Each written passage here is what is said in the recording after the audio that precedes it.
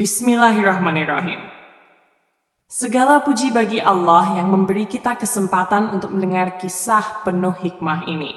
Sholawat dan salam semoga selalu tercurah kepada Nabi Muhammad SAW. Sahabat semua, mari kita ikuti kisah perjalanan Sang Kiai, sebuah kisah yang syarat makna dan pelajaran hidup.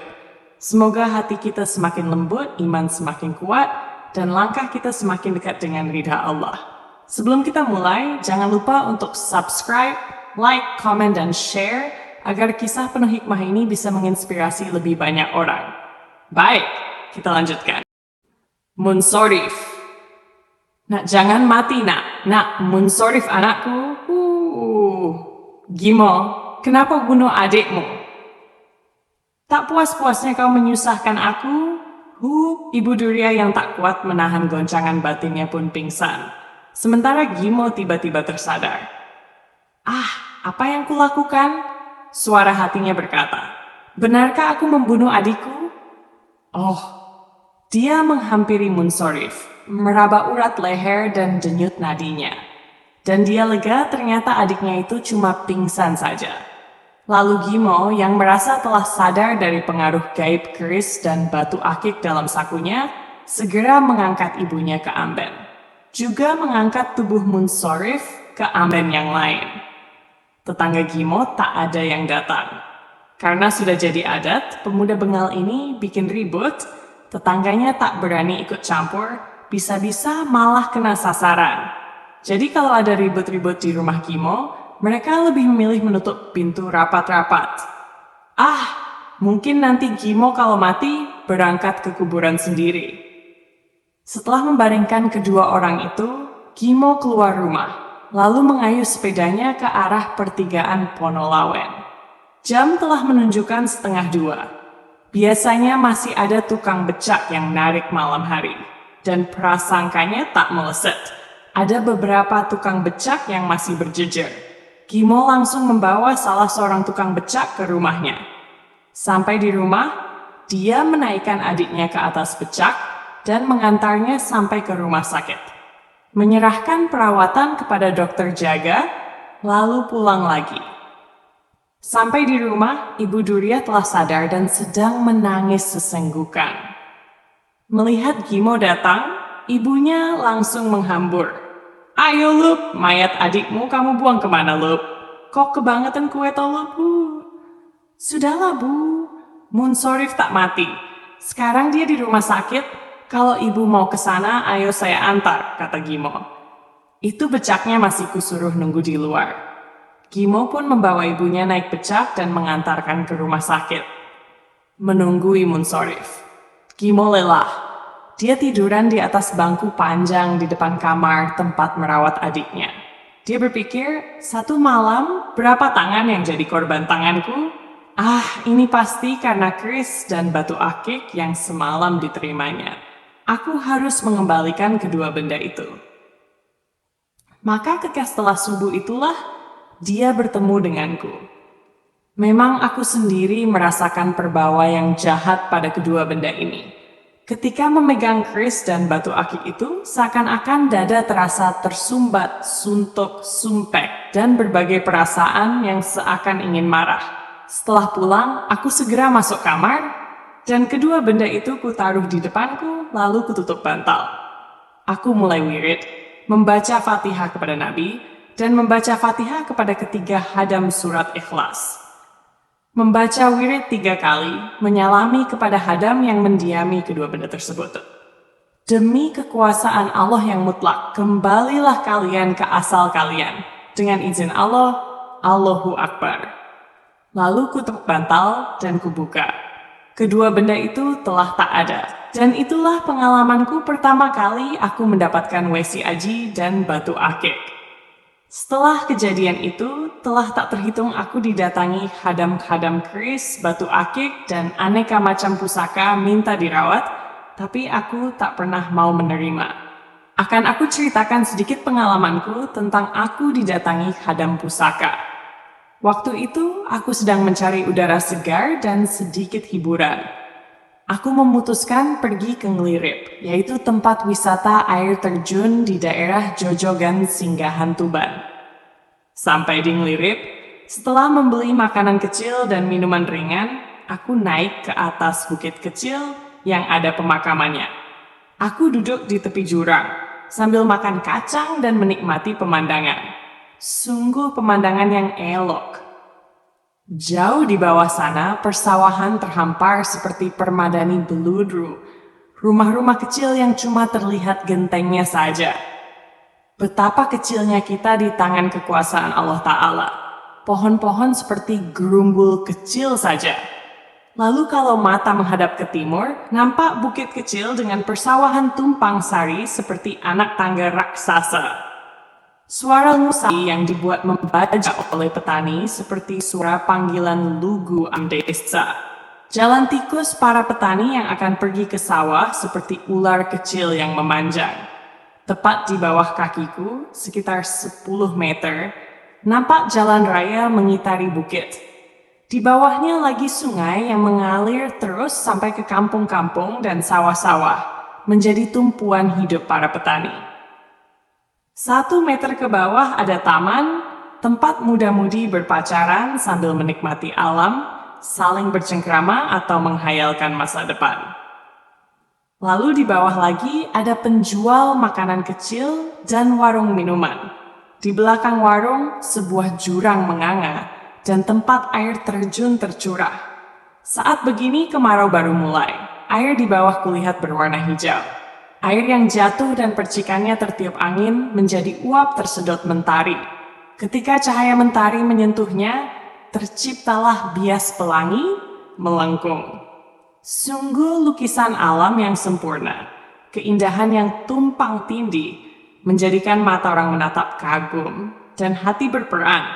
Penilaian mengembalikan pada Sang Khalik bagi yang ada iman di dadanya. Dan bagi orang yang kosong iman, menganggap ini kejadian biasa. Aku memutuskan ziarah sebentar ke Syekh Abdul Jabbar, makam orang yang ada di situ, yang menurut orang tuaku masih ada hubungan nasab kepadaku, dan sampai kepada Jaka Tingkir, Mas Karebet. Tapi aku mau berziarah saja, mengingat dia ulama zaman dahulu yang memperjuangkan Islam. Karena hari telah sore, aku memutuskan untuk bermalam di mushola sebelah pemakaman, di mana banyak juga para musafir yang bermalam. Usai sholat maghrib dan isyak berjamaah, aku meneruskan membaca zikir harianku sampai malam kemudian tidur.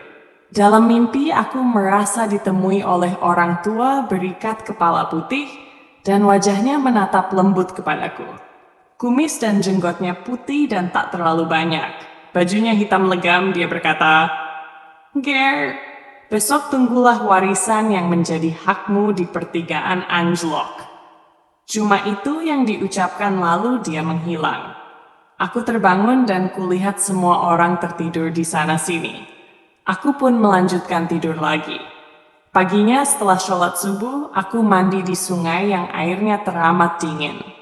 Kabut yang turun membuat pendek jarak pandang, hanya sejauh 2 meter. Embun di rumput pun terlihat amat tebal seperti permadani putih tipis terbentang. Setelah mandi, dingin tak begitu terasa lagi menggigit tulang. Karena kabut yang turun teramat tebalnya, pohon-pohon besar seperti bayangan raksasa.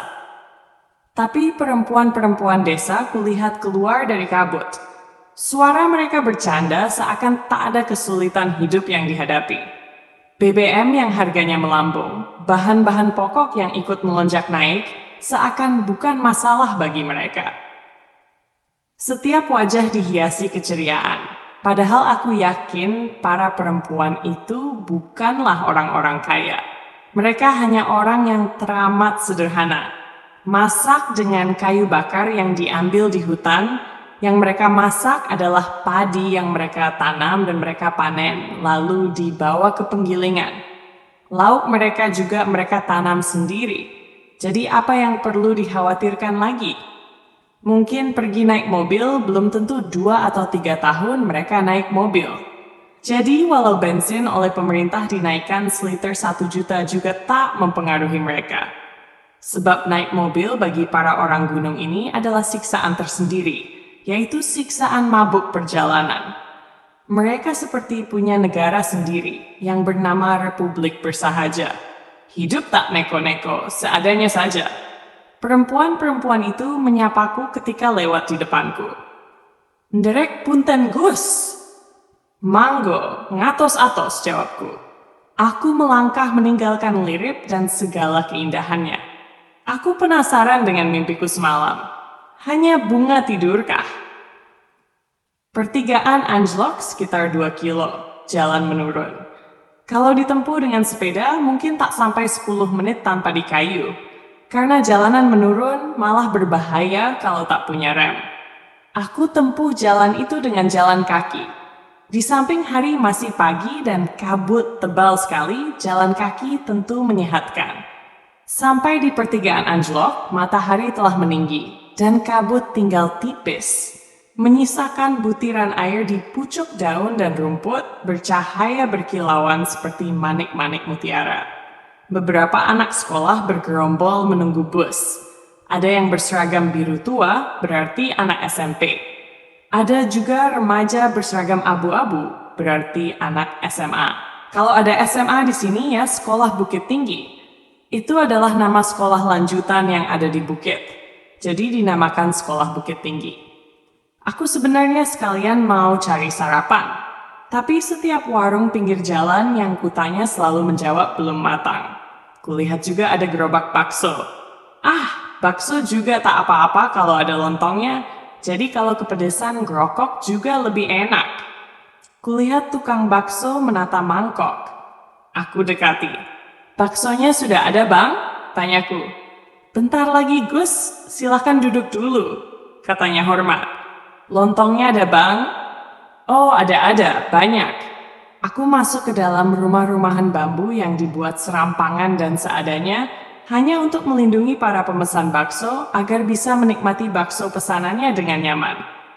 Saus, kecap, sambal berjejer di depanku. "Nak Mas, anak ini kan yang namanya Febrian?" Ku dengar suara lembut di belakangku. Aku menoleh. Nampak orang tua yang kurus sedang duduk di belakangku. Aneh, kenapa aku tak merasakan kedatangannya? Kakek ini kutaksir umurnya 70 tahunan. Badannya kurus namun tegap. Wajahnya penuh kerutan ketuaan tapi bersih. Alis matanya sebagian memutih. Ikat kepalanya bercorak lurik batik. Kumisnya dan jenggotnya sedikit. Matanya teduh dan bersahabat. "Kakek ini siapa? Kok tahu nama saya?" tanyaku heran. "Itu tak penting, Nak Mas.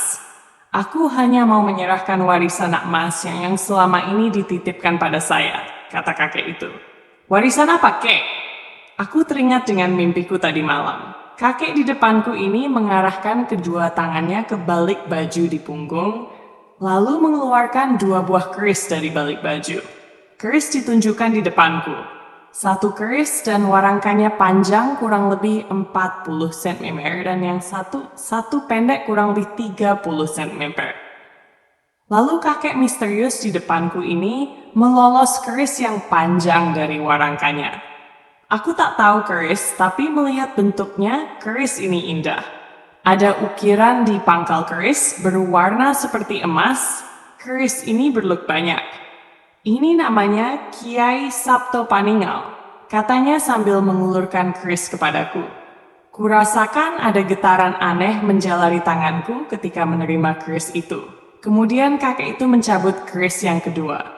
"Ini namanya Kiai Condong Pamelang," katanya sambil mengulurkan keris kepadaku.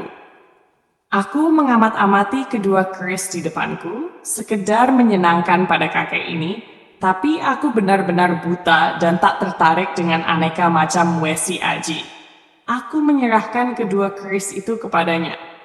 "Karena Nak Mas sudah ada di sini, maka keris ini kuserahkan padamu," kata kakek ini, mengulurkan kedua tangannya terbuka ke hadapanku, dan kedua keris ada di atas tangan itu. "Nanti dulu, kek," kataku dengan isyarat tangan menahan. "Kenapa, Nak Mas? Aku ini sama sekali tak tahu seluk-beluk tentang keris, dan aku tak tahu bagaimana merawatnya." Alangkah baiknya kalau keris ini tetap di tangan kakek. Mungkin akan lebih baik keris ini tetap di tangan kakek. Aku takut kalau di tanganku akan rusak, kataku berdalih dengan alasan setepat mungkin. Tapi nak mas, keris ini nak mas lah pewarisnya. Begini loh kek, aku ini punya keyakinan. Bagiku Allah lah sebaik-baiknya zat tempatku bergantung dan tempatku meminta menyelesaikan segala urusanku. Aku tak mau menomorduakan Allah karena mempunyai kedua keris ini. Kakek tua itu manggut-manggut. Baiklah, aku mengerti. Tapi aku tak mau disalahkan oleh orang yang telah mempercayakan amanahnya kepadaku. Maka sudilah nak mas menerima keris ini dan nanti menyerahkan padaku lagi. Oh, aku mengerti kek. Baiklah, aku terima keris ini dengan kelapangan hati, kataku sambil menerima kedua keris. Lalu kulanjutkan berkata setelah keris ada di tanganku. Dan keris ini kuserahkan padamu untuk menjaga dan merawatnya. Kataku sambil mengulurkan keris kepada kakek ini sebagai tanda penyerahan. Kemudian kakek itu pun menerima lagi keris dan menempelkannya ke jidatnya. Akan kujaga dengan sebaik-baiknya. Setelah itu pun kakek itu mohon diri. Aku menarik napas lega. Tukang bakso mengulurkan bakso ke depan mejaku. Matanya menatapku heran. Ada apa bang? Kenapa menatapku begitu? Tanyaku pada tukang bakso. Tak apa-apa Gus, saya hanya heran saja. Heran kenapa?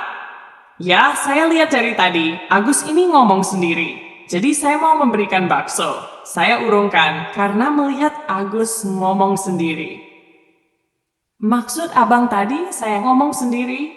Jadi abang tak lihat saya tadi ngomong sama kakek-kakek. Kakek-kakek yang mana tuh Gus? Wong dari tadi Agus di sini sendirian. Aku segera turun dari kursi dan melihat ke arah mana tadi kakek itu pergi. Maunya menunjukkan pada tukang bakso tentang kakek yang kuajak ngomong. Tapi walau jalan raya itu lurus, aku tak melihat bayangan kakek yang ngomong denganku. Pupus harapanku. Aku dianggap gila dah. Cepat-cepat aku kembali ke tempat duduk, menghabiskan bakso dan 2 lontong. Lalu cepat-cepat beranjak pergi dengan tatapan aneh dari penjual bakso. Aku sering Chan, mau dikasih segala macam wesi aji, batu akik, tapi selalu aku tolak. Apa pula perlunya? Kataku pada Macan. Kamu ini gimana sih Ian? Kalau ada yang ngasih mbok ya diterima. Kalau kamu tak mau biar aku yang mengkoleksinya. Aku aja udah mengkoleksi banyak sekali. Wah hebat Chan. Ayo aku tunjukkan. Katanya kemudian mendahuluiku berdiri dan masuk rumah. Aku pun mengikuti dari belakang. Kulihat ia menurunkan 3 dus sarimi dari atas lemari bifet. Dahu banyak sekali. Dan sekali, 1 dus berisi aneka macam keris panjang penuh. 1 dus berisi berbagai batu akik setengah. Dan 1 dus berisi aneka macam keris kecil berbagai bentuk dan macam. Dari mana semua barang begini, Chan? Ya ada yang ngasih. Kadang juga ketemukan sendiri. Macam-macamlah kejadiannya. Wah, kamu ini mungkin cocoknya ngumpulin barang seperti ini. Ya, semoga saja ini bermanfaat, Chan. Kataku. Ian, aku ini sebenarnya punya masalah. Kata Macan menatapku serius. Masalah apa? Gini, Ian. Aku punya anak buah dari anak-anak nakal yang aku insyafkan. Dan aku membuatkan mereka warung tenda masakan Lamongan.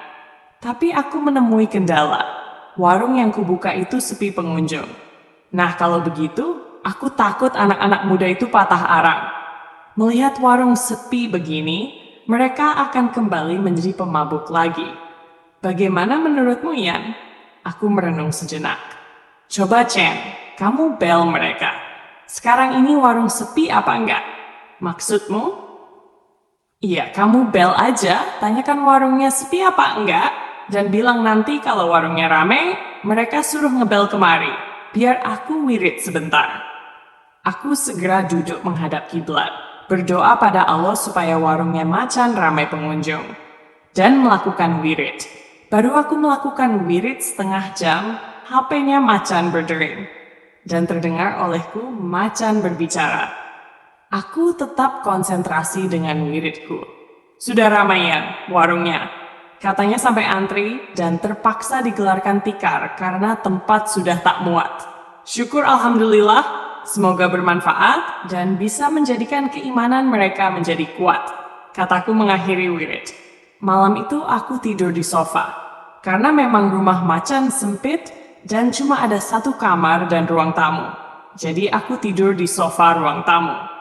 Pagi-pagi sekali setelah sholat subuh, aku mau pamit pada macan. Dan ternyata macan telah menungguku.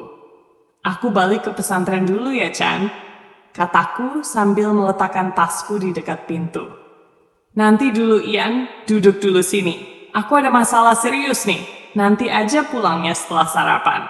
Kata macan dengan mimik muka serius. Ada masalah apa lagi, Chan? Saudara perempuanku ada yang kena musibah.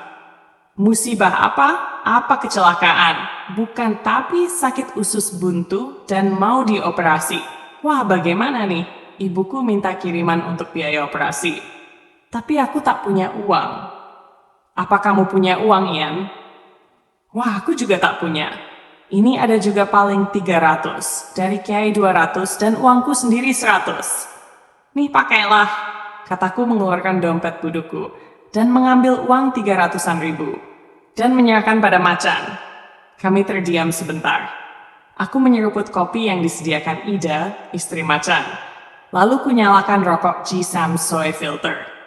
Tiba-tiba ada ide kuat terlintas di benakku. Kenapa kita tak coba obati sendiri, Chan? Kita mintakan kesembuhan pada Allah. Bagaimana? Kataku seketika mendapatkan ide. Karena aku pernah mendengar Kiai mengatakan padaku, jika ilmu yang kumiliki dan ilmunya macan digabung, kekuatannya akan teramat dahsyat. Karena macan diberi ilmu yang bersifat dingin, sebab macan yang sifatnya gampang emosi. Sementara aku diberi ilmu yang bersifat panas, karena sifatku yang lembek. Macan aja sering mengolokku, kalau aku ini ditipu orang, maka yang nipu itu akan kesenangan sampai mati karena terlampau senang. Kalau mengobati dari dekat biasa. Tapi dari jauh itu apa bisa? Masak obat ditransfer? Katanya ragu. Kamu lupa. Selama ini kita mengobati hanya dengan doa. Doa kepada Allah. Dan Allah itu kuasanya tak ada batas. Kalau Dia bisa menyembuhkan orang yang di dekat kita, tentu tak sulit bagi Allah menyembuhkan orang yang jauh dari kita. Sebab Allah tak dibatasi jauh dan dekat kuasanya. Tapi caranya gimana, Yan? Aku tak ngerti. Wah, kalau itu aku juga tak mengerti. Selama ini kita kan memang tak diajar apa-apa sama Kiai. Tapi jangan takut. Aku ini kan tukang ngayal. Moga-moga Allah melimpahkan rahmatnya dan memberikan kesembuhan yang mutlak. Lalu bagaimana, Yan? Begini, kamu telepon ortumu.